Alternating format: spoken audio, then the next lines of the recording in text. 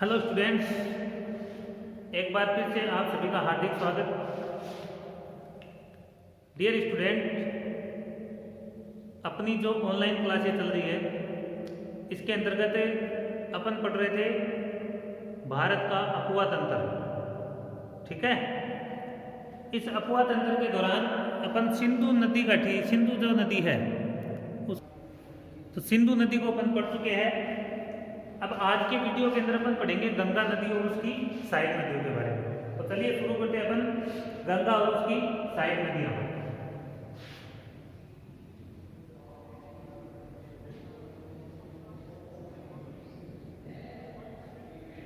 गंगा नदी तंत्र। My dear student, Ganga नदी जो है अपने भारत के अंदर गंगा नदी को माता का दर्जा दिया गया है। गंगा मैया के नाम से अपन बोलते हैं गंगा मैया। और अपने भारत के अंदर सबसे पवित्र नदी भी किसको माना गया है? गंगा नदी को ही माना गया है। देश की राष्ट्रीय नदी भी कौन सी है? गंगा ही है। तो इस प्रकार से गंगा नदी जो है वो अपने भारत के अंदर एक महत्वपूर्ण नदी है। तो चलिए अपन शुरू करते हैं गंगा नदी तंत्र। इसके कुछ बेसिक जो फैक्ट है वो मैं आपको सबसे पहले बता देता हूँ। जैसे पहली बात है, भारत की राष्ट्रीय नदी, भारत की राष्ट्रीय नदी कौन सी होगी? गंगा नदी है। ठीक है, भारत की राष्ट्रीय नदी गंगा नदी है। और इस गंगा नदी को 2008 में राष्ट्रीय नदी घोषित किया गया है। 2008 में राष्ट्रीय नदी घोषित किया गया है। 2008 में इसको घोषित किया गया। दूसरी बात है, भारत की सबसे लंबी नदी, भारत की सबसे लंबी नदी, तो भारत की जो सबसे लंबी नदी ये भी कौन सी है? गंगा नदी। ठीक है, अब कोई पूछे भाई गंगा नदी की कुल लंबाई कितनी है? तो गंगा नदी की कुल लंबाई कितनी है? 2525 किलोमीटर है इसकी कुल लंबाई। अब ऐसे अगर अपन बात करें कि भारत की सबसे लंबी नदी बहने वाली, तो देखो अपने ब्रह्मपुत्र नदी है, ब्रह्मपुत्र नदी ये सबसे लंबी नदी है, 2900 किलोमीटर। इसी प्रकार सिंधु नदी है, सिंधु नदी इसकी लंबाई कितनी है? ये मैंने करा दिया आपको 2880 किलोमीटर। और बाद में आता है गंगा का नाम। तो गंगा नदी जो है इसकी लंबाई 2525 किलोमीटर, कोई ज्यादा अंतर नहीं है। ठीक है, लगभग क्या है? समान ही है। लेकिन डियर स्टूडेंट, आपको ये बताना चाहिए कि जो ब्रह्मपुत्र नदी है ये नदी केवल 916 किलोमीटर ही भारत में बहती है। ब्रह्मपुत्र नदी की लंबाई भारत में कितनी है? 916 किलोमीटर। इसी प्रकार सिंधु नदी की लंबाई कितनी है भारत में? वो लगभग है 1114 किलोमीटर, 1114 किलोमीटर। इसलिए अपन भारत की जो सबसे लंबी नदी है वो अपन गंगा नदी को ही मानते हैं। 2525 किलोमीटर है और इसका अधिकांश जो बहाव क्षेत्र है वो भारत के अंदर ही है। इसलिए भारत की सबसे लंबी नदी होगी गंगा नदी। विश्व की सबसे लंबी नदी कौन सी है? तो आप लोग बता सकते हो बड़े आराम से। विश्व की सबसे लंबी नदी है कौन सी? नील नदी। इसके बाद में दूसरे नंबर पे अमेजन नदी। एशिया की सबसे लंबी नदी कौन सी है? तो आप लोग उत्तर दे सकते हो। एशिया के अंदर यांगत्से नदी है, हांगहो नदी है, ये दोनों ही लंबी नदियों के अंदर शामिल है। तो इस प्रकार गंगा भारत की राष्ट्रीय नदी भी है और इसको भारत की पवित्र नदी भी कहा जाता है। भारत की पवित्र नदी भी इसको माना गया है और 2008 में इसको राष्ट्रीय नदी भी घोषित कर दिया गया था। ठीक है, इसके बाद में जो गंगा नदी अपनी ये भारत के जो राज्य है 5 राज्यों में बहती है। भारत के 5 राज्य कौन से हैं? सबसे पहले स्टार्टिंग पॉइंट है उत्तराखंड का, उत्तराखंड में बहती है। और उत्तराखंड में बहने के बाद में ये चली जाती है उत्तर प्रदेश में। उत्तर प्रदेश में, उत्तर प्रदेश के बाद में इसका अगला भाग आता है बिहार। ठीक है, बिहार के बाद में जाती है झारखंड में, थोड़ी सी बहती है 40 किलोमीटर के लगभग झारखंड। और झारखंड के बाद में आ गया आपका वेस्ट बंगाल। इसके बाद में फरक्का नामक स्थान से ये चली जाती है आपकी बांग्लादेश में। ठीक है, झारखंड पश्चिम बंगाल तक इसका भारत में विस्तार है। तो इसमें अगर अपन बात करें तो गंगा नदी जो है सबसे ज्यादा कहाँ पर बहती है? उत्तर प्रदेश में बहती है। सबसे ज्यादा इसका बहाव कहाँ पर है? उत्तर प्रदेश में लगभग ये 1450 किलोमीटर बहती है। उत्तर प्रदेश में सबसे ज्यादा लंबाई किसकी है? गंगा नदी की उत्तर प्रदेश में सबसे ज्यादा लंबाई है। इसके बाद में और अगर अपन बात करें तो उत्तराखंड के अंदर केवल 110 किलोमीटर बहती है। उत्तराखंड में कितनी लंबाई है? 110 किलोमीटर। इसके बाद में पश्चिम बंगाल में 520 किलोमीटर पश्चिम बंगाल में बहती है। झारखंड के अंदर कई लोग तो मानते बहती नहीं है, लेकिन फिर भी लगभग 40 किलोमीटर जो है ये झारखंड के अंदर भी इसकी लंबाई मानी गई है। और बिहार में इसकी लंबाई है आपकी 445 किलोमीटर। तो इस प्रकार से गंगा का सबसे ज्यादा बहाव क्वेश्चन आता है कई बार कि गंगा नदी का सबसे ज्यादा बहाव कौन से राज्य में? तो उत्तर प्रदेश के अंदर इसकी सबसे ज्यादा लंबाई 1450 किलोमीटर। ठीक है ना, तो उत्तर प्रदेश में इसकी सबसे ज्यादा लंबाई है और भारत के ये 5 राज्यों के अंदर बहती है। और बहने के बाद में बांग्लादेश में जाकर ये नदी जो है सुंदरवन के डेल्टा का निर्माण करती है। ठीक है, सुंदरवन का डेल्टा विश्व का सबसे बड़ा डेल्टा माना जाता है। फिर बात करते हैं इसके उद्गम की। उद्गम की बात करें तो देखो इसका उद्गम उत्तराखंड के अंदर है। उत्तराखंड में जिले का नाम आता है उत्तरकाशी। जिले का नाम है उत्तरकाशी और उत्तरकाशी में जगह का नाम आ जाएगा गंगोत्री। गंगोत्री ग्लेशियर है। गंगोत्री ग्लेशियर में गोमुख से निकलती है। ठीक है, गोमुख से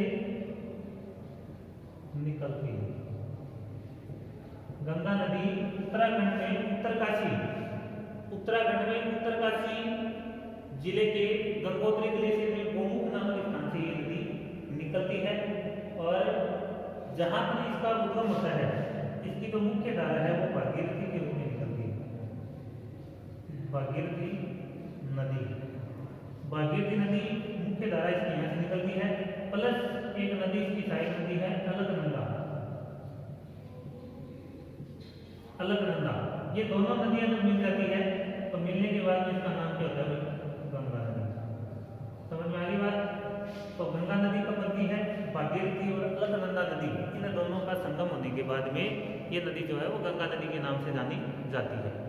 ठीक है, आगे हम देखते हैं कि गंगा नदी उत्तराखंड के अंदर किस प्रकार से इसका बहाव है और कौन कौन सी इसकी सहायक नदियां उत्तराखंड में, वो पहले हम देख लेते हैं।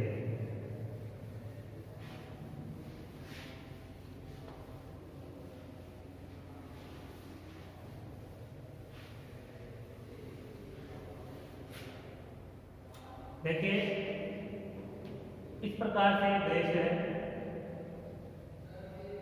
ये ग्लेशियर है। ग्लेशियर का नाम है गंगोत्री ग्लेशियर। ठीक है, गंगोत्री ग्लेशियर से एक नदी निकली, यहां से निकली। इस नदी का नाम है जाह्नवी नदी।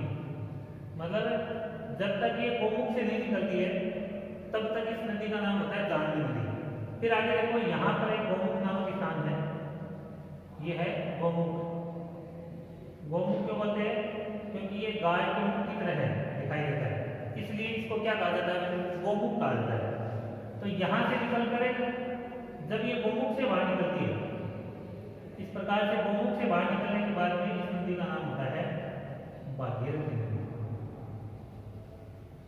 भागीरथी नदी तो होती है वही है, तो भागीरथी नदी होती है जब ये गोमुख से बाहर आ जाती है, तो इसका नाम भागीरथी नदी हो गया। अब भागीरथी नदी जो है इस प्रकार से आगे चलकर और ये चली जाती है इस प्रकार से जाती है। ठीक है, भागीरथी नदी इसकी एक सहायक नदी है। ठीक है, इसकी एक सहायक नदी है और नदी का नाम है बिलांगना नदी। कौन सी नदी है भाई? बिलांगना नदी। बिलांगना नदी जो है गंगा की क्या है? सहायक नदी है। और बिलांगना नदी और गंगा का संगम स्थल जो है इसको कहते हैं अपन गोविंद प्रयाग। गोविंद प्रयाग। और गोविंद प्रयाग जो है ये बिलांगना और भागीरथी नदी का संगम स्थल है। एक बात आपको ध्यान रखनी है कि प्रयाग क्या होता है? प्रयाग नाम आता है, प्रयाग का मतलब है दो नदियों का संगम स्थल। दो नदियों का संगम स्थल। दो नदियों का संगम स्थल क्या कहलाता है? प्रयाग कहलाता है। दो नदियों का संगम। अब देखो इस क्षेत्र में बहुत सारे नाम है प्रयाग, तो ध्यान रखना, ध्यान से सुनिए और मेरे साथ साथ गंगा नदी इसके नोट्स वगैरह बना लीजिए। तो प्रयागराज, पहला प्रयाग कौन सा हो गया? गोविंद प्रयाग। अब इसी जगह पर एक बांध बनाया गया है। क्या बनाया गया है? बांध। और इस बांध का नाम है टिहरी बांध। कौन सा बांध अभी? टिहरी बांध। टिहरी बांध। टिहरी बांध कहाँ पर है? टिहरी जिले के अंदर। तो इस टिहरी बांध की थोड़ी सी कुछ खास बातें हैं। ये प्रसिद्ध है अपने टिहरी बांध। और प्रसिद्ध क्यों है वो देख लो, क्योंकि अपने यहाँ पर एक चिपको आंदोलन हुआ था। क्या हुआ था? चिपको आंदोलन। पढ़ा होगा आप लोगों ने चिपको आंदोलन क्या होता है? कि यहाँ पर सरकार ने किसी बाहरी कंपनी को पेड़ काटने के लिए ठेका दे दिया कि आप लोग वहाँ से पेड़ काट सकते हैं, क्योंकि यहाँ पर पाए जाने वाले जो पेड़ पौधे हैं उनकी लकड़ी कैसी होती है? मुलायम लकड़ी होती है। तो उससे लकड़ी से क्या बनाया जाता है? स्पोर्ट्स की सामग्री बनती है। खेल के जैसे क्रिकेट के बैट है, स्टम्प्स है, या फिर हॉकी की स्टिक है, ठीक है ना, ये सारी चीज़ें बनती है। तो बाहरी कंपनी को ठेका दे दिया। उसका यहाँ के स्थानीय लोगों ने विरोध किया कि हम यहाँ पर पेड़ पौधे काटने नहीं देंगे आपको, ठीक है। तो जब लोगों ने उसका विरोध किया, सरकार नहीं मानी, तो लोगों ने पेड़ पौधों से क्या किया? वो जो पेड़ थे उनको चिपक गए और बहुत सारे लोगों ने अपने प्राणों के बलिदान दे दिया था उसके लिए। इसलिए चिपको आंदोलन प्रसिद्ध है, ठीक है। टिहरी नामक स्थान पर आपको ध्यान रखना है चिपको आंदोलन। चिपको आंदोलन इसी टिहरी स्थान पर ही हुआ था। किसके नेतृत्व में हुआ था? तो उसका नाम आ जाएगा सुंदरलाल बहुगुणा।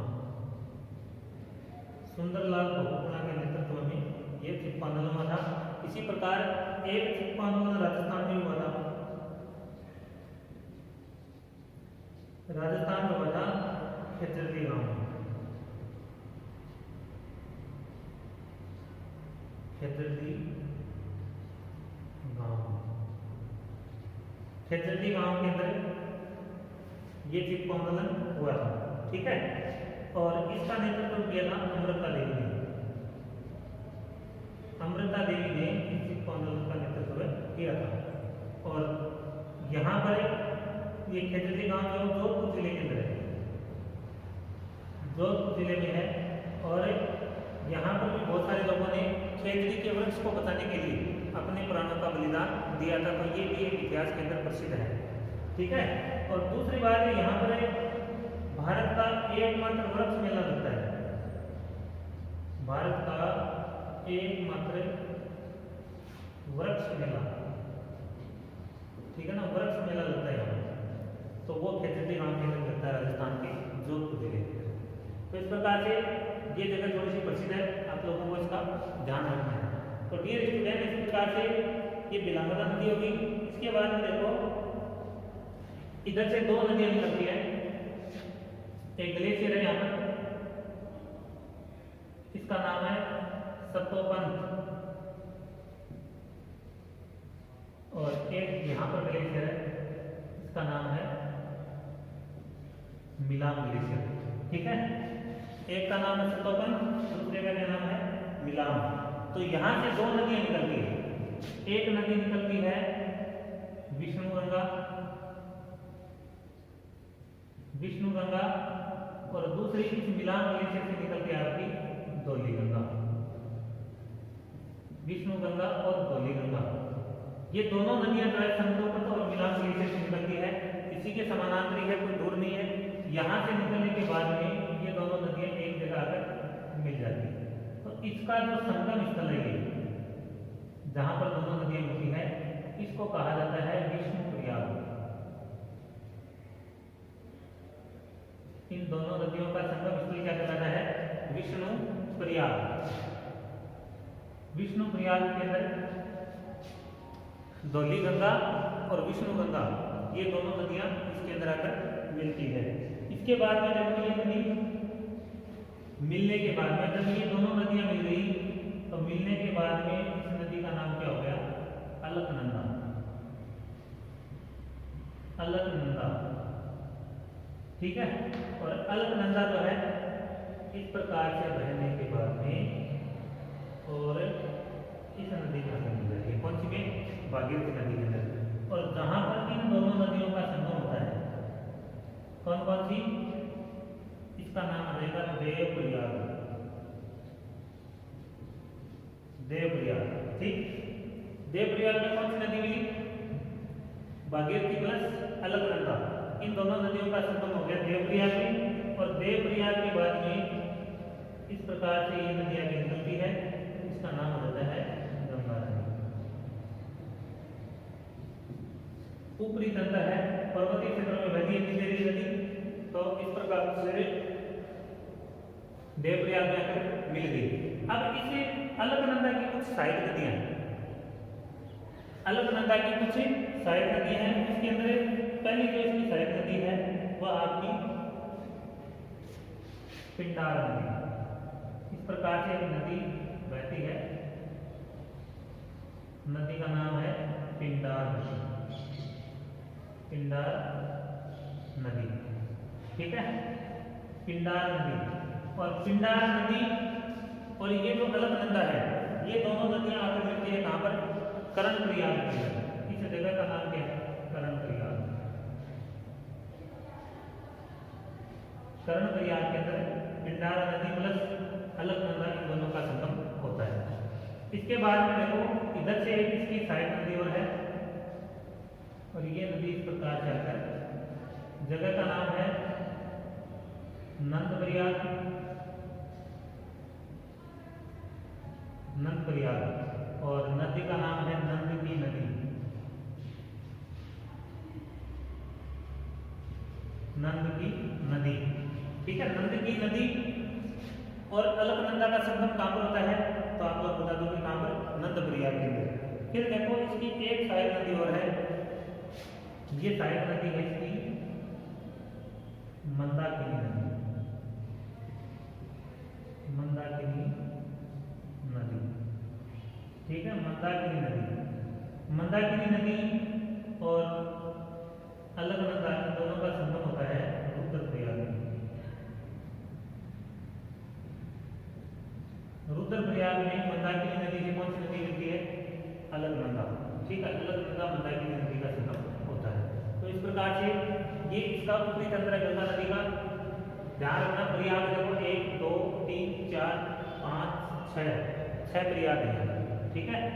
विष्णु प्रयाग के अंदर संतोपत है, विष्णुगंगा धौलीगंगा मिलती है। नंद प्रयाग में नंद की नदी प्लस अलकनंदा। कर्ण प्रयाग के अंदर अलकनंदा में पिंडार नदी आकर मिलती है, और रुद्र प्रयाग के अंदर मंदाकिनी नदी इसके अंदर आकर मिल जाती है। और देव प्रयाग में अलकनंदा प्लस भागीरथी नदी, बिलांगना नदी मिलती है गोविंद प्रयाग के, ठीक है। ये तो इसकी सहायक नदियां होंगी। अब देखो यहां पर एक मंदिर स्थित है,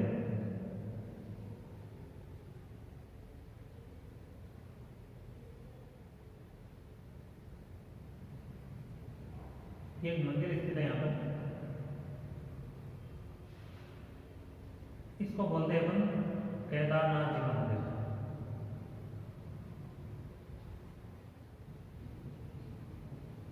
केदारनाथ का मंदिर मतलब उत्तराखंड को देवभूमि कहा जाता है। उत्तराखंड को देवभूमि के नाम से जाना जाता है।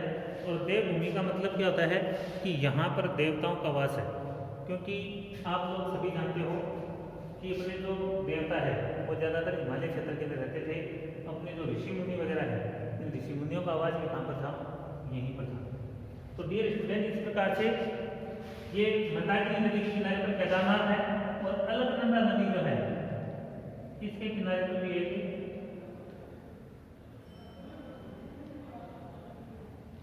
मंदिर है, इसको बोलते हैं बद्रीनाथ।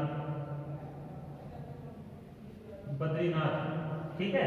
तो केदारनाथ और बद्रीनाथ दोनों नदियों के किनारे पर, अलकनंदा के किनारे बद्रीनाथ, मंदाकिनी नदी केदारनाथ जी का मंदिर, ठीक है। और एक बार वो 2013 में आई थी, शायद कोई बाढ़ आई थी, 2013 या 2014 में थी। तो वो बाढ़ जो है इसी क्षेत्र में बादल फटा था, इसी भाग के अंदर, और इन सभी नदियों के अंदर पानी की मात्रा ज़्यादा हो गई थी। उसकी वजह से बहुत ज़्यादा जान माल का नुकसान हुआ था। तो उम्मीद है आप लोगों को गंगा नदी का जो ऊपर वाला सिस्टम है उत्तराखंड का, ये समझ में आ गया होगा। अब अपन देखते हैं आगे जो मैदानी क्षेत्र में गंगा नदी बहती है और उसमें किस प्रकार से कौन कौन से शहर है और कौन कौन सी नदियाँ इसमें बहती है, ठीक है। आप लोग मेरे साथ साथ इस प्रकार का डायग्राम भी बनाते रहिए और अपनी नोटबुक के अंदर नोट भी करते रहिए कौन सी नदी का संगम कहाँ पर होता है।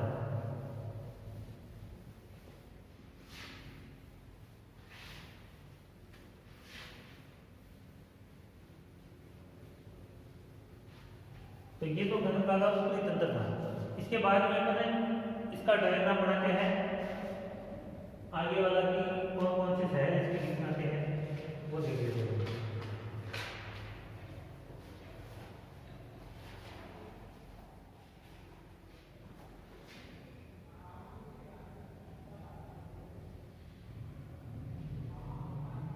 ये भागीरथी नदी है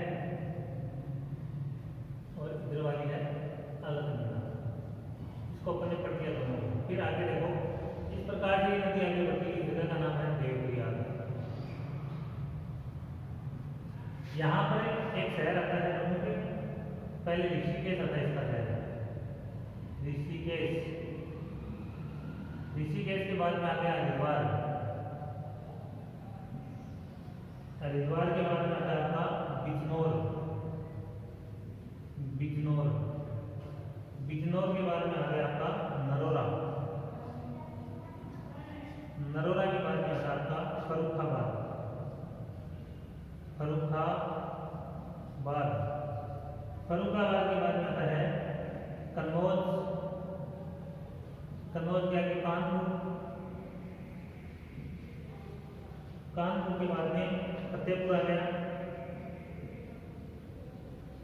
फतेहपुर, फतेहपुर के बाद में आ गया प्रयागराज, प्रयागराज के बाद में आ गया मिर्जापुर,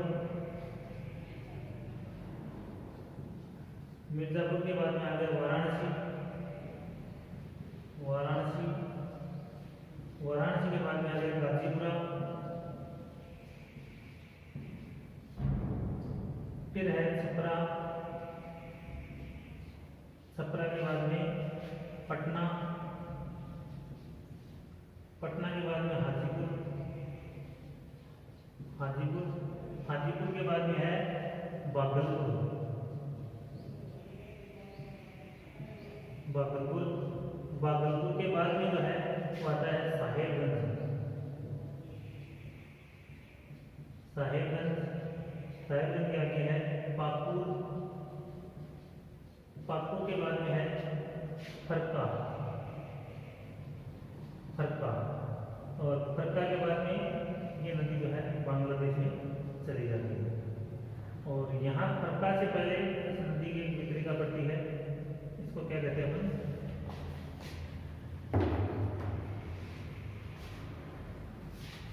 इस प्रकार से ये नदी आगे जाकर सुंदरबन का डेल्टा बनाती है इस प्रकार से। और ये जो इसकी वितरिका है, ये वितरिका है, इसको बोलेंगे अपन हुगली नदी, हुगली नदी। ये गंगा नदी का तंत्र अभी देखो, ठीक है। फरक्का के बाद में बांग्लादेश में चली जाती है, तो इसका नाम हो गया जमुना, बांग्लादेश में प्रवेश करते ही जमुना नाम हो गया। फिर यहाँ से एक नदी आकर इसमें मिलती है ब्रह्मपुत्र। तो ब्रह्मपुत्र मिलने के बाद में इसकी जो संयुक्त धारा है इसका नाम है मेघना नदी। मेघना नदी। और यहाँ से एक साइड नदी मेघना नदी और आती है मेघना सुरमा नदी। सॉरी, इस नदी का नाम है सुरमा नदी। सुरमा नदी। और सुरमा नदी जो है ब्रह्मपुत्र की साइड बन जाती है, लेकिन दोनों की धारा मिलने के बाद में सुरमा का नाम मेघना हो गया। और इसको पहले बराक नदी के नाम से भी जानते हैं, मणिपुर से निकलती है। तो डियर स्टूडेंट्स, इस प्रकार से ये नदी का तंत्र देखो, यहाँ से निकली भागीरथी अलकनंदा मिली, देवप्रयाग के क्या नाम हो गया गंगा। फिर आगे ऋषिकेश धार्मिक स्थल है। उसके बाद में हरिद्वार, बिजनौर, नरोरा। नरोरा का नाम सुना होगा, परमाणु ऊर्जा का संयंत्र है। यहाँ पे परमाणु ऊर्जा संयंत्र है इसके किनारे। इसी प्रकार फर्रुखाबाद है, कन्नौज, कानपुर, फतेहपुर है, प्रयागराज सुना होगा नाम प्रयागराज का, इलाहाबाद का नाम है।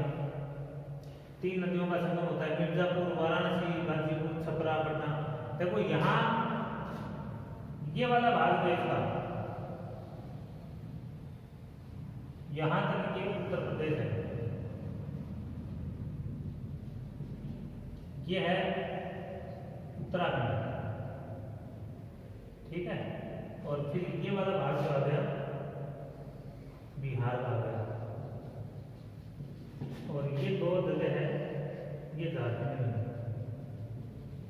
और आगे ये आ गया आपका पश्चिम बंगाल, इस पश्चिम बंगाल में, ठीक है। ये वाला भाग है। इस प्रकार से ये है इसका पूरा सिस्टम, कौन कौन से नगर इसके किनारे पर बने हुए हैं।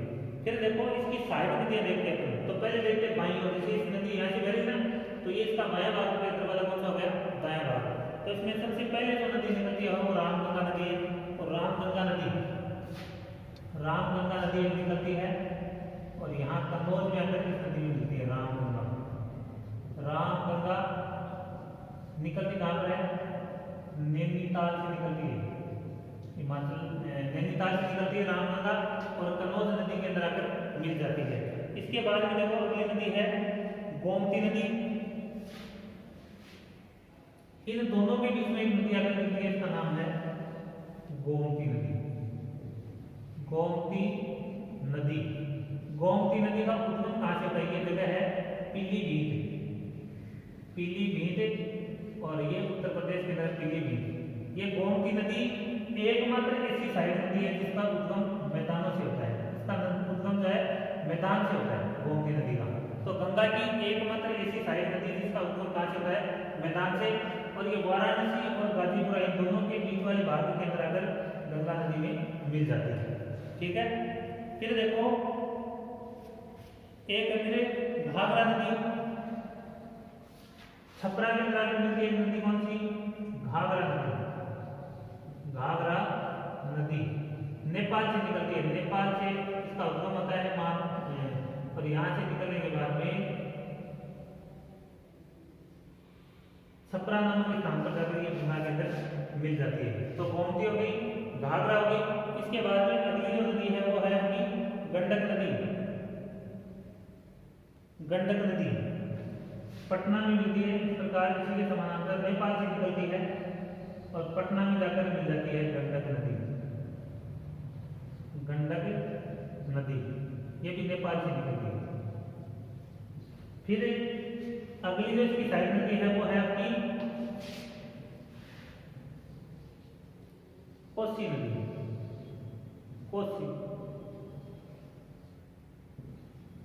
कोसी नदी, इसको सप्तकोसी नदी भी कहा जाता है। कोसी नदी को क्या कहते हैं, सप्तकोसी के नाम से भी इसको जानते हैं। और ये जो नदी है 7 धाराओं से होती है। 7 धाराएं होती है, 1 2 3 4 5 6 7 धाराएं होती है। इसका नाम है सप्तकोसी। मुख्य धारा का नाम है अरुण। मुख्य धारा कौन सी है, अरुण। और अरुण के अंदर बाद में ये 6 नदियां और आगे मिलती है, भागलपुर के अंदर मिलती है, ठीक है। भागलपुर जो है, इस भागलपुर के अंदर भारत का राष्ट्रीय जलीय उद्यान है। राष्ट्रीय जलीय अभ्यारण्य है, ठीक है। भारत का राष्ट्रीय जलीय अभ्यारण्य कौन सा है, विक्रमशिला। याद रखना नाम विक्रमशिला राष्ट्रीय उद्यान जो है वो बिहार के भागलपुर के अंदर है। और कौन से जीव को संरक्षण देने के लिए दिया गया है, तो आप लोग इसका उत्तर बता दोगे डॉल्फिन। ये डॉल्फिन को संरक्षण देने के लिए इसको सूंस भी कहते हैं, क्या कहते हैं इसको, सूंस भी कहते हैं। इसको संरक्षित करने के लिए ये भागलपुर वाला बनाया गया है, ठीक है। ये डॉल्फिन जो है अंधा होता है, जन्मांध होता है,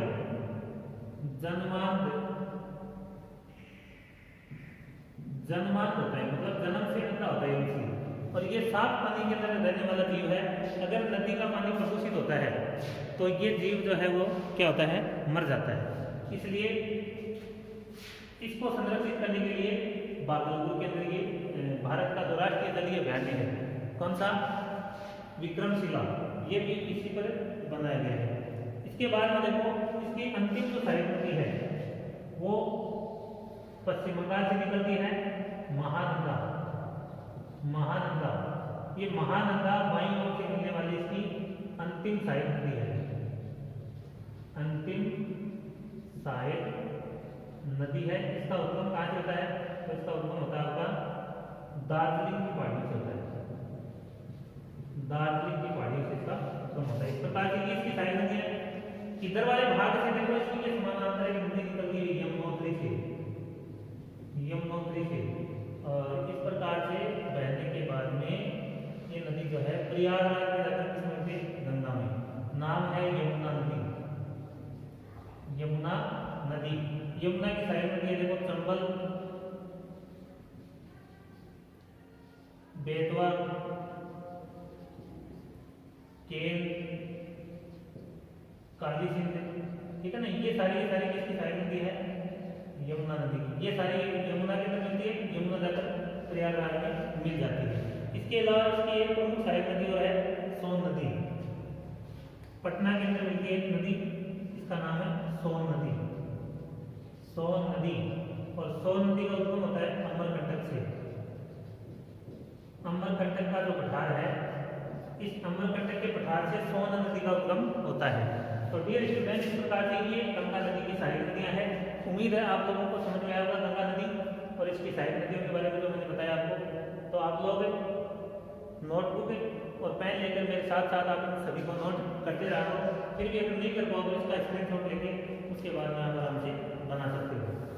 तो माय डियर स्टूडेंट, लास्ट में नदी सुंदरबन का डेल्टा बनाती है। सुंदरबन का डेल्टा जो है सबसे बड़ा डेल्टा भी माना जाता है, जो गंगा और ब्रह्मपुत्र दोनों मिलकर बनाती है। जमुना नदी है इसका नाम, और ब्रह्मपुत्र का नाम, सॉरी ये जमुना नदी ब्रह्मपुत्र का नाम है, इसका नाम पद्मा नदी है, बांग्लादेश में पद्मा नदी, ठीक है। तो ये दोनों मिलकर सुंदरबन का डेल्टा बनाती है। तो उम्मीद आप लोगों को समझ में आया होगा। तो आज के वीडियो में इतना ही, तब तक के लिए धन्यवाद, आपका दिन शुभ हो।